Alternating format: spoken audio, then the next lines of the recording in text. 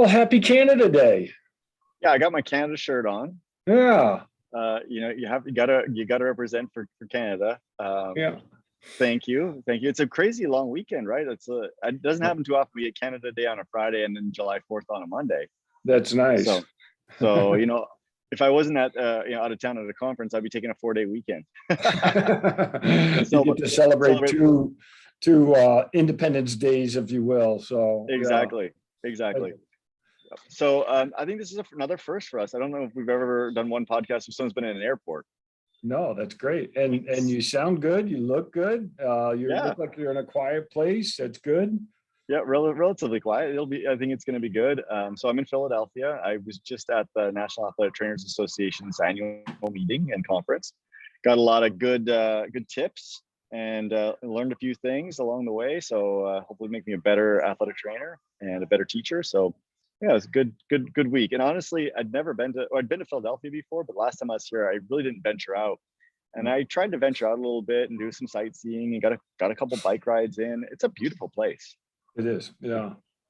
I was kind of surprised actually how beautiful it is. Yeah, yeah. We when I was young, we lived in Philadelphia, just north of Philadelphia, and it's totally different than the Southwest. And so it's always neat going from the Southwest to something in the East where you've got this lush, green environment versus what we have, and both are beautiful, but Yep. for different reasons. And so I love that you've been at the conference, and usually after about 4 or 5 days, I'm about scienced out at a conference. But what's Yep. always neat is it's inspiring because the conferences are where you get the most current information about what research is being done. Yep. We know that research papers, there's a lag between when the study was actually done and when it's actually published. And that lag can be anywhere from a year to maybe even 3 years from when the study was done. And textbooks are even a bigger lag. And textbooks are, they can be 5 years, maybe even 10 years from the time that research is being done. So conferences are really the place to disseminate the most current research that's happening. And so it's always inspiring because you walk away with these neat research ideas, and then you can put them in motion. So that's great that you're there. The other thing we've talked about before, how industry moves faster than research. Yeah. Right. Mhm. And so I spend quite a bit of time. It's a trade show as well, and looking around and talking to people that are selling stuff. Yeah. and marketing things and seeing where they're at and what they're doing. And it's interesting to see the cyclical nature of it, where you got a big booth with a lot of stuff, and then 2 or 3 years later they're gone. Yeah. Right? And that kind of tells you that it's not working, right? Mhm. Like, because the industry was faster than the research or the practical application. But Right. then you see some that they have staying power. Mhm. And obviously, if they have staying power, whatever they're doing is probably working. Mhm. And in our world, especially in athletic training, a lot of it gets kind of teased out in the professional athletics or high-end college, because of those people that have the resources to buy the newest things. And the truth is if it doesn't work, they don't use it. Right. Right. Mhm. It's just as simple as that, because it's dollars and it's a dollars and cents game. Mhm. And so it's kind of an interesting to see from the industry side as well. No, that is, and like you, I love going to conferences because that is where you get, the industry all in one room, and Yep. you can just go from booth to booth. They're next to each other, and they have different sections, and it's just fun to hear what they're doing. And you're right. I mean, you may see an industry for 1 or 2 years, and then you don't see them after that, and that usually is an indication that whatever they were doing just wasn't working, and they phased out, or their business model wasn't really working either. Exactly. So anyways, since I'm traveling, we just thought we maybe talk about some travel things. And then I know that within the club, that the Las Vegas Triathlon Club, that a lot of people are getting ready to go to Oregon next weekend. And I have fielded several calls about travel, because I think for a lot of people, this is the first time they're going to do a flight. Okay. And in a long, or maybe not the first time they're doing a flight, but a flight in a long time. Mm-hmm. And I think, correct me if I'm wrong, there's probably 30 or 40 people from Las Vegas going to Oregon. Yeah, it's well over 20, and it may be really close to 30 at this point. Yeah. And so, yeah, that'd be nice if we could talk about travel logistics and, kind of travel tips for traveling to a triathlon. No, that'd be great. And yeah, and going to Oregon, I mean, that's my old stomping ground from back in the late 90s. And I didn't race back then, but that area is just, again, another beautiful area. And I remember, my first time I was in Eugene, Oregon, went to the park, and the trees were just immensely huge. I mean, just these big Douglas firs, or whatever the firs are. I don't know if it's a Douglas, but just these big pine trees that were, really, really impressive. Yeah. And I mean, honestly, it's another place that's just completely different, completely beautiful. And and that's one of the things we talked about, is like, when we race and we go to places to race, we should try and find the places that are awesome, right? Yeah. And I think Oregon is one of them. But logistically, it's a little bit of a tough race to get to. It is because it's roughly in Corvallis, so it's not, Corvallis doesn't have a major airport. You can find Eugene or Portland. It's actually in Salem. Oh, it's in Salem. Okay, yeah, right. So it's in Salem, and but it is an hour, just over an hour outside of Portland. Yeah. And so really, that's the only place you can fly to. I know that there's people that are driving, and there's no direct way to get there. I mean, it's a long. It's like a 16-hour drive from Las Vegas to get there. I've made that drive several times because my wife's family lives in Oregon. Yep. But it can be logistically difficult, and so you're traveling with your bike and you're traveling with your stuff, and you've got to fly in, and then you've got to rent a car, and getting your stuff into a rental car. And these are challenges. I had some people ask me, "Hey, should I do a soft case or a hard case?" Well, I would say, if you have both, do a hard case, but only if you have a big enough rental car. Yeah, that's right. Right? Like, you got yourself an SUV on the other end, and you don't have a lot of people with you. Okay, a hard case. Yeah. If you don't, you probably have want to buy a soft case or use a soft case. But these are the things that you don't always think of. The first time I ever traveled to a race, I had an SUV rented, and I had a hard case. And it was in Chicago. I got to Chicago, and they didn't have an SUV for me. And I'm like, well, what do I do? Like, the hard case would not fit in the trunk, and it wouldn't fit in the back seat. So it's a matter of, well, do you take your bike apart there and leave your case at the rental? Right? Yeah. Like, sometimes you get stuck, and basically I battled with the rental people, and they gave me a van. Oh, really? Well, I said, well, what am I supposed to do? I've got this. Yeah. I have a reservation for a SUV. Yeah. Like, I cannot, the car you've assigned me, I cannot get what I need to get in there.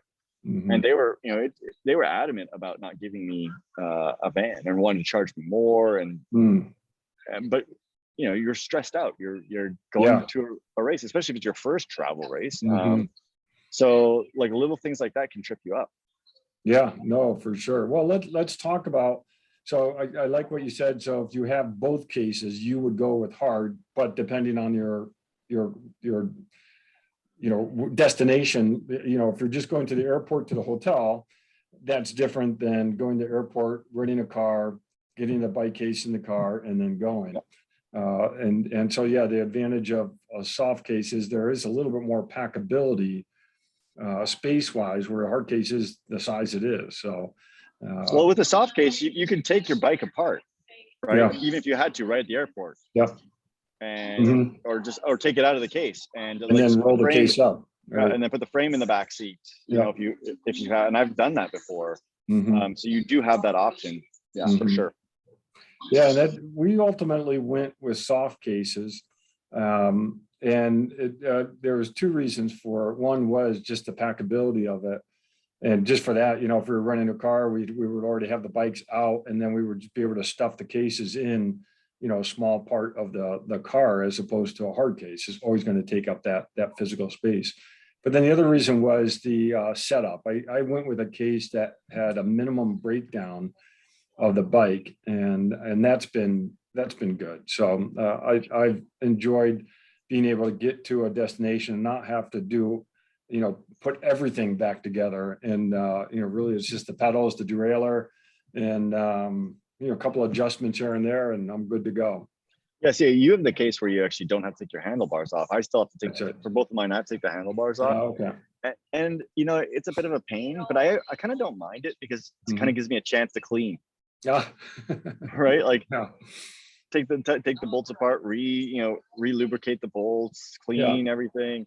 Yeah. So it's almost an excuse to take the bike apart a little bit and do some maintenance, I guess. But That's you're good. right. If you're not too handy about that, and the truth of the matter is, some bikes come apart a lot easier than others. Yeah. And you know, I've had the same time trial bike for 6 years. I know every bolt Yeah. inside and Right. out, and I've traveled so many times with my bike that it's second nature to me. But it can be Mhm. I mean, this is a very intimidating, stressful It thing. is. Yeah. Especially if you're not somebody that is a tinkerer and takes your bike apart regularly and does your own maintenance.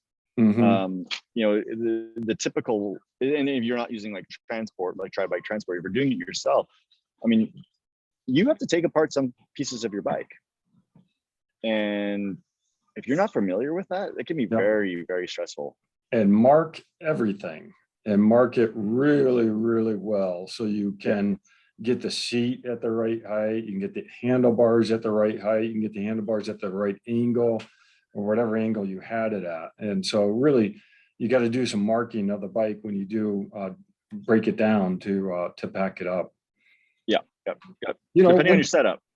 yeah, we should go back and do that again. I know you did that we did that in person where you Yeah. did the I did for break. the Tri Club. Yeah, yeah. We So should do that maybe again. I'm traveling at the end of July. So maybe we Mhm. could do it again when I travel at the Yeah, end of July. I am too. So maybe Oh yeah. yeah, maybe we can each show how we're packing the bike. You know, and one thing I put a message on our Facebook page. If someone's doing it for the first time. I mean, it is a little nerve wracking when you put it in there, and then the tendency is to want to pack all that empty space with other stuff. Yeah. And I did that the first time, and don't you know even though there's empty space within the case, whether it's a hard case or a soft case, just put your essentials in there because all the cases end up getting opened up by TSA, Yeah. and you really need to minimize the risk of getting it put back together, the case itself or whatever was in there in the right spot. And so really resist the temptation to fill it up with other stuff. Yeah. There is a 100% chance that TSA will open your bike Yeah, bag. that's right. Like, And take I all don't your think, CO2 out. Don't even mess with yeah. it. Don't try to sneak it through. Just take the CO2 out. You know, it's no big Yep. deal. Buy Yep. some And more buy when some. you get up there. Yeah. Yeah. And then if when you travel and you buy some, and then, you know, when you're leaving, find some local and give them your CO2s. Yeah, that's right. That's right. Yeah.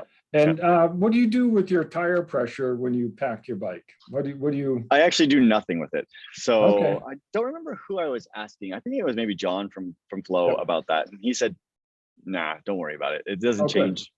It doesn't change enough to cause you any problems. All right. So I actually think a little bit of, having it full is probably a good idea because it actually provides a little bit more protection.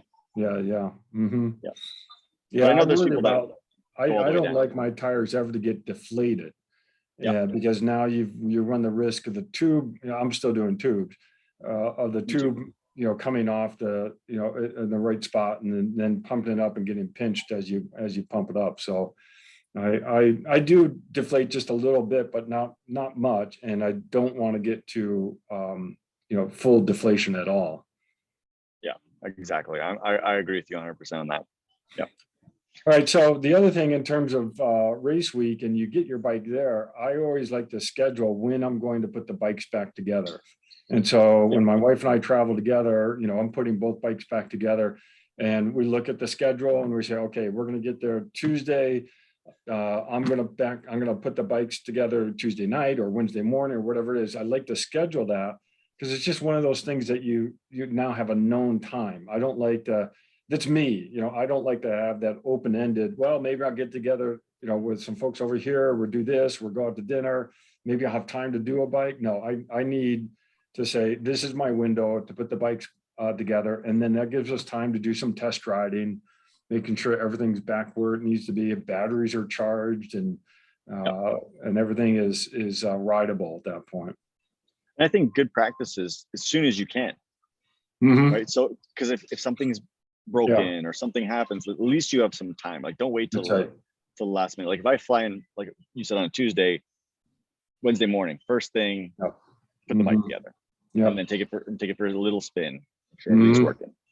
Yep. Yep, and there's plenty of stories of a derailleur hanger getting bent or something getting poked or even a frame getting damaged along the way. But yeah, that I agree with you. Do it as soon as you can, as long as it's you know you're you're you know you're not jet lagged or you're not Yeah, exhausted yeah, from yeah. travel. Because if I get exhausted, I'm trying to put a bike together and I'm tired. I won't do as good of a job inspecting it as if I'm a little refreshed and ready to go. So the other thing is with putting your bike back together, and I think it's important is, to have, if you don't do it a lot, and you're like, for me, I'm super comfortable with my bike, is actually to have it written down of Mm, I do this, then I do this, like a little yeah, checklist of, that's good. of exactly the order you do it and Hmm. the order you take it apart. I think that does help. And some bikes are really a mess, like Hmm. one person we travel with oftentimes, and I think it's 13 screws.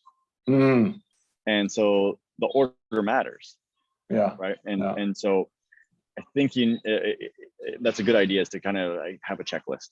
yeah, that's good. Yeah, and it's nice if all hex screws out, if they all have the same wrench. Yeah, yeah, yeah, for sure. That's yeah, mine doesn't. I need to have at least three different size Allen keys. And then we did talk about as well as like having a torque wrench. If Yeah, yeah. if you're working, most of these bikes are carbon and they need to have proper torques.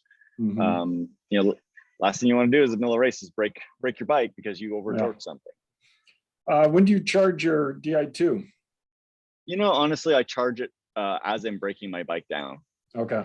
So because I have quite a long procedure, because I Yeah. do like kind of extra padding of everything. And so basically, as soon as Hmm. first thing I do is I take I have a little cover, take the cover off, start charging it. Yeah. Hmm. So that's what I do. Good. Because it takes me about an hour or so to completely pack my bike and break it down. So Okay. usually that, or I'll start the process and I'll like go make dinner or something like that, Yeah, and yeah. then come Right, back. right, right. Yeah. Oh, But that's good. it's definitely on the list. All right. So pre-race anxiety, you can alleviate some of that by just this planning for getting the bike broken down, packed up, getting it to the destination and getting it to wherever you're staying and put back together. Just schedule that all out. And some people like to take their bike to a bike shop and have that put together. That's fine. But just make sure you've got that all scheduled out, when it's going to happen. That just really relieves a lot of the pre-race anxiety. Yeah, exactly. Exactly. Hey John, I'm gonna have to have you go solo for a second. I gotta take care of something. I just got a text Okay. message. All Can right. you go solo, and I'll get back on with you guys. All right. All right. Okay. So let's see. So we are talking about pre-race anxiety and travel. The other thing, and most of the travel I do with Laura, my wife. And the other thing that we do is try to schedule out our pre-race week, especially if we've got a destination that we're going to. And so we're even plan out where we're going to be eating or who we're going to meet up with on which day, and try to have as much of a schedule as possible, but still make it flexible. But trying to just take that, where that question mark and uncertainty of where you're going to be during race week. We also talk a lot about what events we're going to take part of as part of race week, when we're going to go to the expo. Are we going to go to the welcome dinner or not? Sometimes we do, sometimes we don't. It depends on the race situation, and depends on the type of race and what we're trying to get out of that race. We also talk about the schedule of race day, obviously, in terms of getting to the start line, but each race has its own little unique flavor of race day logistics. And we find that if we plan out our logistics, even where we're going to meet afterwards, it really helps alleviate the pre-race anxiety. Because if you don't know who's going to be picking up the bike afterwards, or where you're going to meet, and you try to leave that for race day, and all of a sudden you're at the finish line and you're trying to figure out where each of you are, at any time. It's not necessarily easy because you may not even have your phone at that point because you haven't picked up your morning clothes back. So, you know, we really spent some time trying to plan out the week as we get into a race week. The other big thing we do to alleviate pre-race anxiety is when we're traveling, we typically take a printed version of the athlete guide. I don't print up all the ads because it's like every other page is an ad. And so we print up just the text portion of the athlete guide, and then we'll go through it and we'll read it. Even though we've done a number of, you know, big races like that, it's still something that sort of just eases your mind in terms of understanding the logistics of the race, looking at the schedule, again, looking at the schedule of events that they have, and then, you know, deciding when we're going to check in, when we're going to do the expo, when we're going to go to the merchandise tent, just little things like that. It sounds sort of neurotic. It's not. It's more of a casual conversation. And we are ready to, you know, change our plans at the same time for the most part. And we don't try to change them too much. All right, good deal. Yeah. We don't try to change our plans too much. We just try to have a structure and then work around it. All right. So I was just talking through some more pre-race stuff that Laura and I do together when we travel. And a lot of that is built around planning the week out and having a structure, but not having a structure that's so fine-tuned that we don't want to deviate from it. But we like to know where we're going to be, what we're going to be doing roughly each day. How about you? How do you want to be? Well, I like to have it structured, but I also like to not, if something doesn't go as planned, to not worry about it. Right? Because you don't want to add in anxiety. Like if you say, hey, I'm going to do a pre-swim on Thursday at this time, and something happens and it doesn't work out, it's not the end of the world. No, that totally. You gotta adjust. You're right. Yeah. And flexibility, you know, is the key to that. But no, I'm the same with you. Like I pretty much plan out what I'm going to do and when I'm going to do it with a window. The other thing I think that for pre-race, especially the day before the race, is I like to basically plan the least amount possible. Yeah. Right. It's like, okay, I know that I'm going to go for a ride. That's a pre-race thing for me. It's going to be about an hour, and then I'm going to rack my bike. You know, it's like that's about all I really want to have on the schedule. And I know like a lot of people, like, or at least not a lot of people, I know early on in my racing, I was like, oh, and then we can go do this, and then we can go see this. And, you know, I've always wanted to do this, and, oh, we can go to dinner at this place or whatever the case may be. But I've really tried to simplify the day before to those two essentials: rack your bike and go for a ride. And then that's all I want. Like, I don't want to go to a movie. Like I know some people, they want to go to a movie. Like for me, that's not the thing. Sightseeing. I want to just chill. The most I can chill that day, the better. No, I love that. And actually the sightseeing part, I like planning that for after the race. For the most part. I mean, every now and then we'll do something like maybe we'll take a tour bus or something, depending on, you know, where we are, what we're doing. But the major sightseeing, we like to plan for after the event, because now you've got that behind you. You're not worried about overextending yourself or being in the hot weather or the cold weather, whatever it is. Yeah. No, it's so true that. No, the hard thing is if you're going to a weekend race, like, you know, you're going to Oregon and maybe you're racing on Sunday and you're flying back on Monday morning, there might not be any sightseeing, you know? Yeah, right. And so you just gotta decide, is this a sightseeing race or is this a race? Well, okay, so there is a mixture here. And I'll tell you, the best Ironman I've done was Ironman Louisville. And that was actually after a DNF at Lake Placid. And I went in to Louisville with very little care in the world. And we actually went whiskey tasting the 2 nights before because it was Louisville, Jack Daniels. Yeah. And so we did some whiskey tasting. So I don't know. Ever since then, I was like, maybe I need a little more whiskey before. But that was 2 days before. That's right. Right. I think, like I said, I just think it's more about protecting the day before. Yeah. Yeah, Yeah, because I think I I'll go like that. somewhere early. I'll go somewhere early and do some sightseeing. But Mhm. just that it's the day before, I really try and protect it. Yeah, and that's good that you mentioned that, because actually during for that race, actually the day before was Kona. And I remember just staying in the hotel room and we watched the whole Kona race from start to finish for the pros. Yeah. And that was motivating too, because it was, neat to watch for whatever, 8 hours, 9 hours of broadcast, as opposed to seeing the highlight in 15 minutes.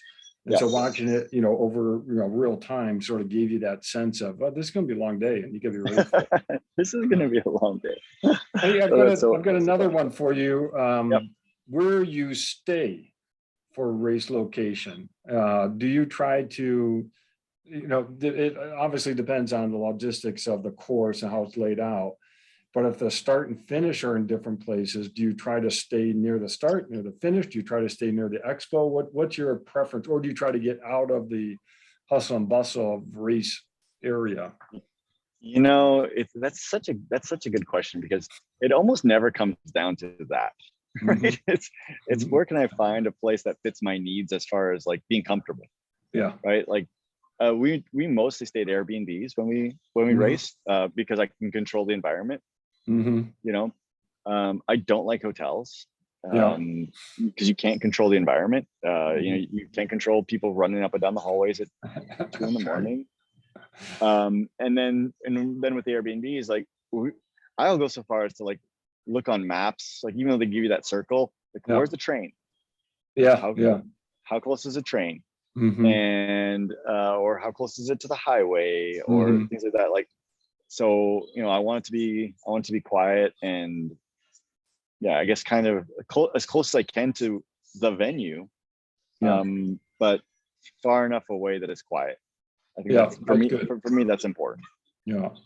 Well, we, there's a number of things, like you said, that go into the decision: price, ease of access. But what we do try to do, and we've done this a number of times, we may even do a split stay where we have an original base to go from, which may not be, it may be more economical, and then race night we actually try to get as close to the finish or the start, wherever the logistics makes sense, and then stay at that location. So we've actually done two different locations at times. I really like being close to transition, or when the start and finish are obviously all in one location, trying to be as close to that as possible. I can think of a number of races where I've gone down, set up my transition pre-race, and I've gone back up to the room, Yeah. and that's been really comforting, because now you've got your own restroom, and you've got some ease of access just to relax right there. Well, and yeah, I like that idea too. And speaking purely of Oregon, last year I raced Oregon and I got to transition and I didn't have my wetsuit. It was in my Hmm. room. It was in my Yeah. Airbnb. Now, fortunately, I was only 10 blocks away, so I got in Yeah. the car and drove. And but unfortunately, at Oregon, and this is something for people that are going that maybe we should talk about, is you have to walk 1.2 miles to the start Yeah. from Yeah. transition. Yeah. And it's not drivable. It's along a bike Mhm. path, Right. and that was a stressful jog for me, Hmm. because I was a little bit behind the eight ball. Where if my hotel was downtown, like right across the street, it maybe would have taken that away. But if I would have been 10 miles away, Yeah. I would have swam without a wetsuit. Yeah. Yeah. Well, the reverse happened to me. I was doing Nice, and I came down from the hotel, and actually in the hotel room, I put my wetsuit on up there, and went down. And this was a split day, so the females went the day before, and then the men on the next day. And the females, it was a wetsuit legal race, and so I put my wetsuit on. We go downstairs. I start walking to the start line, and someone looks at me and points, says, "No, no, no wetsuit." And I'm like, "No wetsuit." What? Okay. So fortunately, I was right there. I just ran back out of Yep. the hotel and switched from the wetsuit to the swim skin, and went back down and didn't miss a beat. And so again, that's why we like to be as close to that area that Yep. we can be. Obviously St. George was a lot of fun. where I was camped out right at the transition area. And that was handy because I realized my bike battery wasn't charged. Yeah, you'd have been in some serious peril had your stuff not been there, right? That would not have been good. Yeah, because that's one that you needed a power source, right? That's right. Totally. So yeah, but we do also talk about how close, and sometimes we can't get close. And what we've decided is if you're more than a mile out, it doesn't matter where you are. Then you can be 2 miles, 5 miles, 10 miles because you're driving in every time. If you're within a mile, maybe some of that's walkable, but we try not to overdo that walk. Because if you're doing that walk 4 or 5 times the days before, yeah, that's a mile even is, yeah. it's interesting. You think about, oh, a mile, that's nothing because we run and I like 8-minute mile, no problem. But to walk a mile is 20 minutes. Yeah. Right. Yeah. And so if you're going down and back, like it's a lot of walking. So for Ironman Arizona, I've got my stuff booked. And actually, I booked a hotel that's close, and I've also booked an Airbnb that's far. Yeah. Okay. But I booked for the same amount of time because I have not decided yet. But I've got them both booked, and they can both be canceled. And I'm trying to figure out the logistics. And then, my wife doesn't race, and so she wants to come down to the race. I'm like, well, it'd be really nice to have a hotel really close to the transition area. Yeah. Yeah. Right. So she can just go back and hang out and chill. Yep. And so there's that does, you have to factor that in if you have a family you're traveling with as well. If you are 10 miles away, they may have a long day on their hands, even for a half, they could be out there 6-7 hours by the time you start, getting set up in the morning or whatever. With us, oftentimes in a situation like that, if we have to stay away, Marie will just drop me off. Okay. She'll 5 o'clock in the morning, drop you off, I'll go back to bed. But it's you have to think about that. No, that's right. Okay. Yeah. That's a whole nother element to this is the spectator. Yeah. On the walking part. Yeah. When we stayed at Whistler, we made the mistake. We were within a mile, but it was up the hill. And so we found ourselves doing far more walking pre-race than we really wanted to. And it was a convenient place, but at the same time, it was inconvenient because of the hiking up the hill that we needed to do. So yeah, I think really planning out that logistics of where to stay. And I'm really glad you brought up the spectator part, because that's an important part. That's pre-race anxiety. If you've got your spectators with you, not only for that week, what are they going to do? Because they're not racing. They don't need to take that day off before the race. What type of activities are they going to do? But then even on race day, trying to plan out, what they're going to do or where they can be that's comfortable is really important. That for me takes off a lot of, reduced anxiety if I can plan that out for them. Yeah, no, it's totally. And it's sometimes, like you said, it's even your anxiety. Yeah. It's not theirs, it's yours. One year when we did Maryland, I had my folks visit. My folks were, in their 80s. Well, yeah, they were in their 80s. And I didn't want them walking around a lot. So I went and found a restaurant on the run course. And I went in, I talked with the owner and tried, I did book a room or a table on the patio, just so that they could hang out while I was going through the run portion of the race. And that really worked out really good, because then they had a comfortable place to hang out. They didn't need to be worrying about moving to different places. They knew they'd see me and Laura at different at different times of the race, but same location. So, and that was just, it was easy for me too, because then I didn't need to worry about where they were going to be, and I knew where I'd see them, and that can be helpful. So John, let's talk specifically about Oregon and about this race and some of the anxieties associated with it. So we talked about the traveling in and the hour to Salem from Portland, and we talked about the long walk in the morning, which can honestly be very anxious because you're walking with a bunch of other anxious people.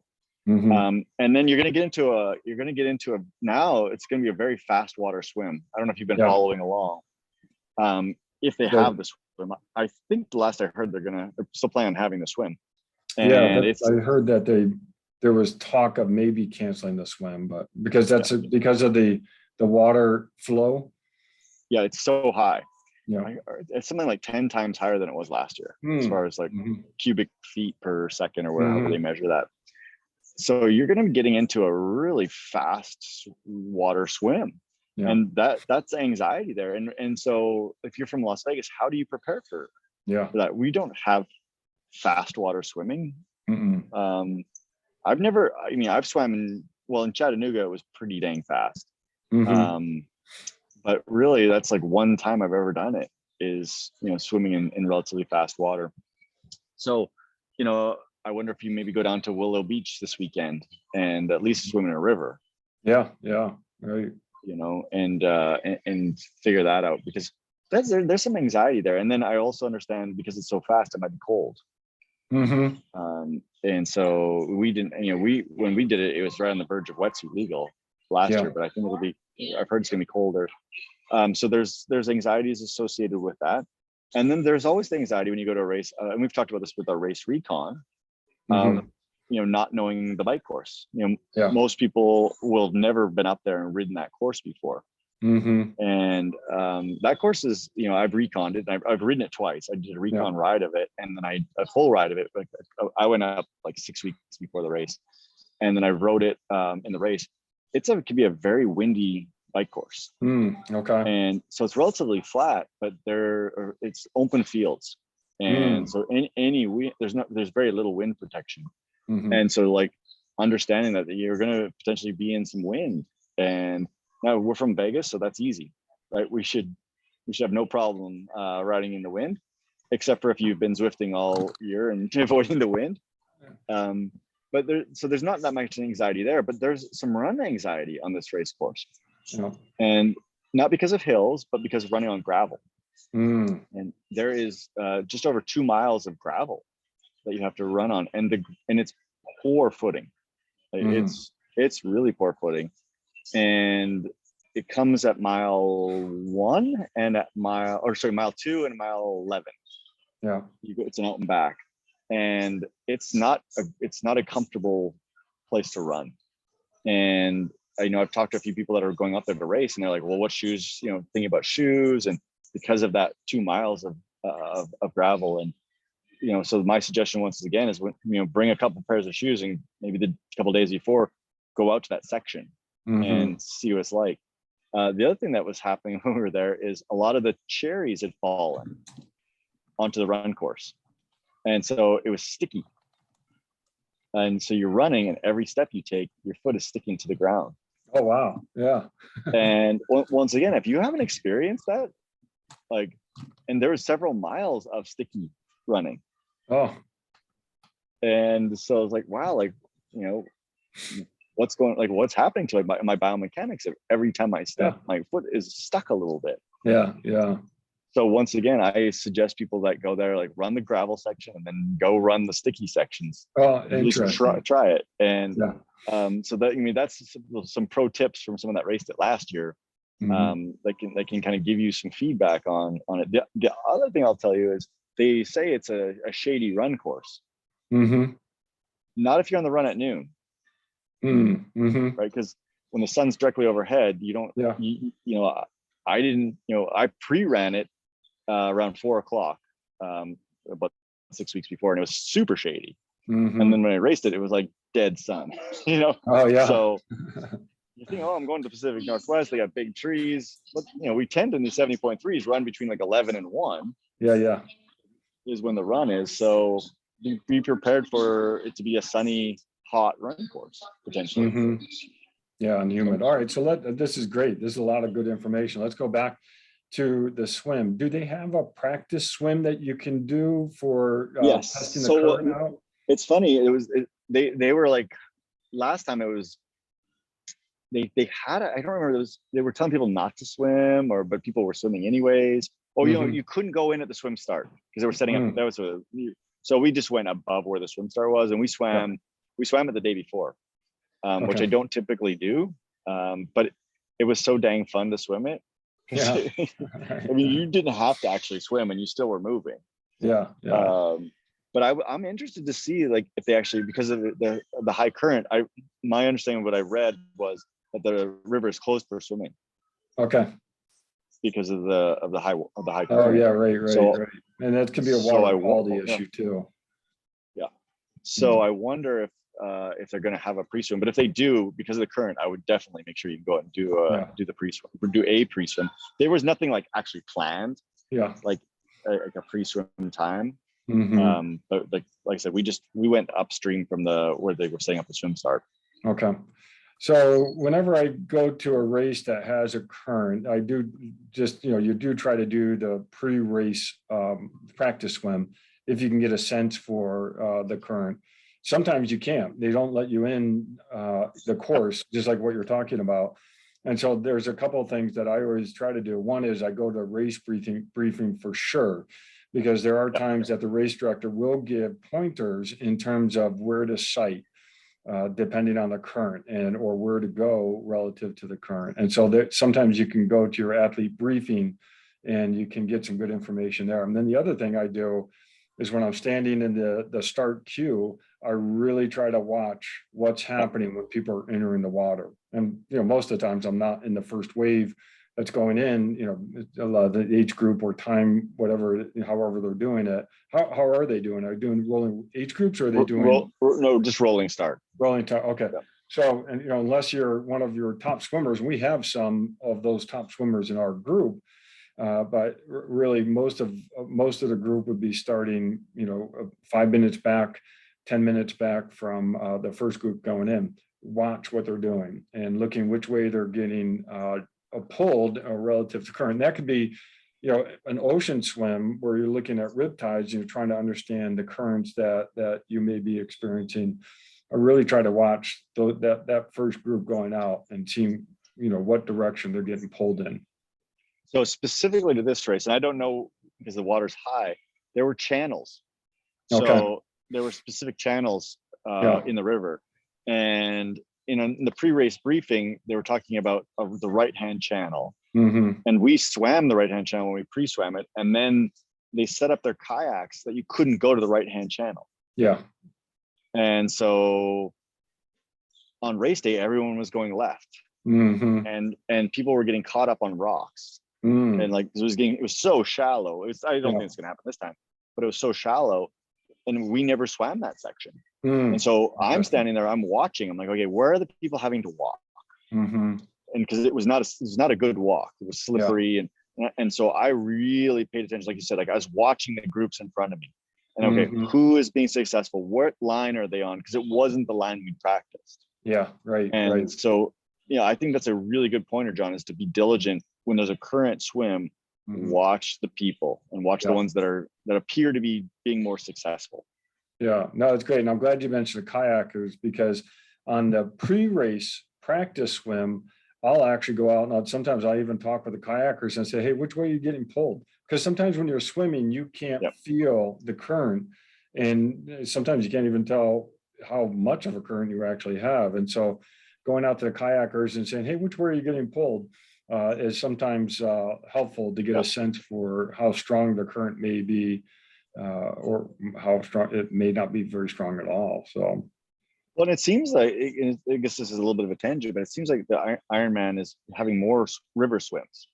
Right? This is a relatively new race. It's a river swim. Ironman California is a river swim. It's a new race. Yeah. So, I mean, I don't think I think it's like 7 years into my traveling before I ever did a river swim. Now I've done several of them. Yeah. And so it seems like, well, I can tell you this, I know why they do it, because people have anxiety about the swim, and it makes it way faster. Yeah. I can also tell you at Oregon, I think my swim was 3,100 yards. Yeah. And it's only supposed to be 2,000. No. So it's a lot longer, but it only took 23 minutes. And normally I swim like 33 minutes. That's so great. Yeah. It was an interesting thing. It's like, oh man, like that's a long swim, but it's a really short swim. Yeah. Oh, that's and great. if the current's up, I think people are going to be doing like 19 minutes and or quicker. Yeah. Interesting. Okay, so now on the bike, you talked about the wind. So how is Yep. wind finder accuracy up there? Did you use it pre-race? Well, the problem is I did, but the course is kind of like meandering, I'd call it. So it goes a little bit left, goes right, goes. It's there's no sections where you're just dead one direction for any amount of time. It's kind of like I think it's shaped like almost like a question mark. Okay. From my recollection, and so you think you're riding along, you think you're going one way, but you're slowly turning one way. And then you take like a hard left and you slowly turn back the other way. Yeah. So, I think this one is more about the feel, and when you're feeling you're into a headwind, and maybe we've talked about this before, when you're feeling like you're into a headwind, you've got to try it. That's your time. You got to be the most aero possible and probably put out a little bit more effort. You're catching a tailwind, you can sit up a little bit. That's the time to drink, right? Yeah. Time to eat. And but paying attention to the wind, I think, is an actually important thing, especially on a course like that. Now, there's courses like Ironman Arizona where it's like you're out and back for, it's basically a dead shot, right? Yeah, right. One way is going to be one way, one way is the other way, and I think that's where the wind finder apps are potentially better. Oh, that's good. Okay, so yeah, wind finder is a free app. Many weather apps actually have that wind flow on the map. So that's good. Jim, something else I've gotten into doing during a long race, especially, is taking my cycle computer and just scroll through and look at the map and see where I'm at, especially if I haven't done the recon to where I really know the course well, because I'm the kind of person that I like to know where I'm going. And even if I've memorized the map, and you can even see my background, I've got different maps from different courses. I like to just try to know that course as best as possible. But if I don't get a chance to ride it, but if I know the map, that's good. And then I'll just cycle through on my computer and see where I'm at geographically, and that can give me a sort of some relief as I'm riding. Yeah, a little bit of context, right? Yeah. Yeah. I've never done that where I've done put the map on my computer as I'm racing. But I think, especially for Ironman, like a long race course that's a one looper in particular, I think that could be a good thing to kind of maybe almost distract you. Yeah, no, totally. No, that's good. Okay, so now on the run, you talked about the gravel. Hey, we're the experts. If you're racing down at Boulder Beach, you know how to run on terrible gravel. It's true, right? So everyone that complains about those races down on Boulder Beach, that's about what it is. Actually, it's funny. It's a little bit looser than even the trail. Yeah. Well, not where we do our club race. That's really loose. Yeah. Where normally they have rage and it's on the path. Yeah. It's kind of it's not as loose. But I mean, I can tell you, I raced in my racing shoes. I felt that it was worth the the little bit of slippage I was going to get for the other sections that are. And honestly, the other sections are almost perfect. It's bike paths, and there's no camber to them. It's a other than a stickiness. But yeah, once again, just you're right. If you've done those, or if you've done some trail running, you'll be fine. But it's funny. In my I really hated that section. Just hated it. And I put in the you do the evaluations after a race, and I wrote, I will not be back to Oregon until you change the run course to not run on the gravel. Yeah. Loose stuff is hard to run on, beach runs, soft gravel, that's hard. That's really taxing. Well, and for me, it's more about on those things, I just don't want to get injured. Yeah, that's right. When you're racing and you're on your limit, you're at mile 11 of a half Ironman, and you've been on your limit for 4 hours. One misstep, one slide out, and you can injure yourself. And I don't, maybe because I'm getting old. I want to protect myself a little bit more, but I was more concerned about actually getting injured than I was anything else. And so I could have fixed that by going to trail shoes. Yeah, right. Well, okay, so that connects well with the comment that we just got. Chris asked, does the dirt part of the Union Pacific Railroad path count as trail running? I don't know how much you've run over on this trail. On the Union Pacific Trail, there's a nice graded area for a lot of the trail. And then there is some different paths. And I would say it's a little different. Trail running is something that is a little bit more unstable, unpredictable with each foot strike. The dirt path next to the bike path, is really, it's nice to run on, but it's very predictable, and it's not unstable at all. So I would say that's a different type of trail running. Trail running, I think of as being very unpredictable surfaces. So the other little piece I was going to talk about Oregon in particular is, in general, it's pretty chilly in the morning. Is it? Okay. Yeah. So I think the air temperature when we raced was in the 50s when we were in the water. Mm-hmm. And even the beginning of the bike was pretty chilly. And most of the bike was actually really chilly. Then it got really hot on the run. And so, and we've talked about this before, is like, how do you plan your nutrition and your hydration? Mm-hmm. And temperature is a big, it has a big influence on that. And I think that this is one of the races that you could over drink on the bike. Mm-hmm. Because you may, depending on the humidity, you might not sweat that much. Even if it's 60 degrees, you might not actually sweat as much as you think. Now, if it, and there, honestly, you've lived there. Humidity can change a lot in that area, because you're kind of in a transition spot. You're about 60, 70 miles from the coast. Yeah. You can have humid mornings and you can have really dry mornings. So like really thinking about how much you're going to be sweating based off of the humidity and the temperature, and making alterations to your drinking plan, especially on the bike when it's still relatively cool. Because the last thing you want is basically be waterlogged by the time you hit the run. Oh, that's good. That's good. And so your hydration plan and your fueling plan needs to be appropriate. And if you are liquid on your fueling, you got to know that your fueling may not match what you need in that type of environment. Well, we can go back even to Oceanside, and we talked about this, I think, after Oceanside. But because it was cold on the bike, I drank a bottle and a half. That's it. Yeah, right. And it's all, and I didn't really need any more than that.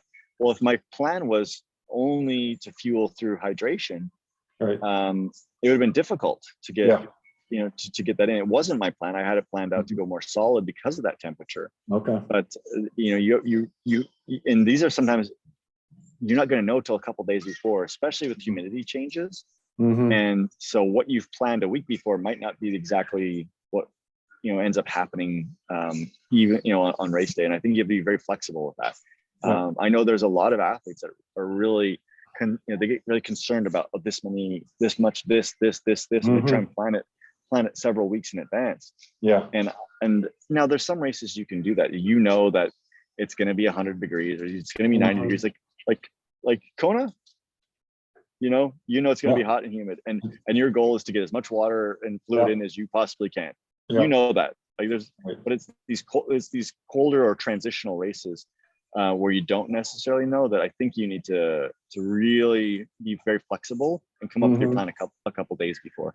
Yeah, no, that's great. All right, we're almost out of time, and just a couple of other things that I was thinking of is you mentioned this to me before, the morning clothes bag as well as your transition bags. Pack those, make a list. You can make a list now and then, pack the bags when you get the bags, or you can pack the bags now and just have, transition them to the bags that you're given at the race. And so totally thinking about what you're going to put in your morning clothes bag, not only for race morning, but for post-race. And I liked what you said the last time we talked, is you even put some nutrition in that you think you're going to want after the race. Put that in your morning clothes bag so you can pick that up. Yeah. Well, in this race, you actually finish at transition. So whatever you have in your transition bag, because your morning clothes bag, you actually you bring it out to basically really close to the swim start. Yeah. And now they'll have it when you finish, but either way, a little bit of nutrition there is a good idea. You're right. Oh, I like that. Okay, so I think the other things, pre-race anxiety, is to go back over your training log and look at that and know that you put in the work to get to the start line, and you've got the confidence that you can finish and hopefully hit the goal that you want. It's so funny that you say that. So I was at one of the things at this conference I was at, and they were talking. It was a guy that works with a lot of elite runners, and he was basically saying, the best thing a triathlete can do is train less, because he dabbled working with triathletes, right? Yeah. And he's like, for the most part, the best thing a triathlete can do is train less. And remember, like, when you look at those training logs, like, even if you're not completely happy, you still probably trained plenty. Yeah, that's right. That's right. Yeah. So just throwing it out there. No, that's great. No, you probably have put in the right amount of time or enough time to do well and let the race happen. And I think the other big thing to be thinking about is be ready to problem solve and go to the start line with that mindset that there's going to be something that's going to happen during the race that you have not predicted, and you have to solve that problem. And whatever that problem is, you've got to be ready to solve it. All right, John. Well, that was great. We covered a lot of ground. I know you got a meeting to get to, and I thank you for meeting early today. Yeah. Well, thanks for meeting. Yeah. Well, you're it's 3:30 your time, or 4:30. 4:30. Yeah, 4:30. But my plane's at 5:30, so I'm good. And then let's let people know that next week we have a special guest. It's going to be Kyle Moore. He's the athletic trainer for the Golden Knights. Good. So we're super excited to have him come talk, and he's going to just talk about how he approaches injuries. Good. Now, he's not going to talk about Vegas Golden Knight injuries. He's going to talk about, you can't. Hey, what about so and so in the playoffs, or no playoffs this year. But we're going to talk about injury philosophy and how he approaches it. So super excited to have him on. It's going to be 7:30 p.m. next Friday. So we haven't been on our regular 6 o'clock for a long time. No, we haven't. If our regulars are watching, kind of mark that one. And once again, if you come on live and can ask questions, that would be it's going to be a really good opportunity to have what I consider one of the best athletic trainers in the country on our show. So. That's great. No, we've been regularly inconsistent, but I think that's it's been fun. No, that's great. Thanks for lining that up, and we'll put a message on Facebook and even try to generate some questions even before we launch that day. Yeah. All right. Safe travels. Hope your flight's not canceled. Well, thank you very much, and we'll see you next week. All right. Sounds good. Talk soon. Bye-bye. Bye.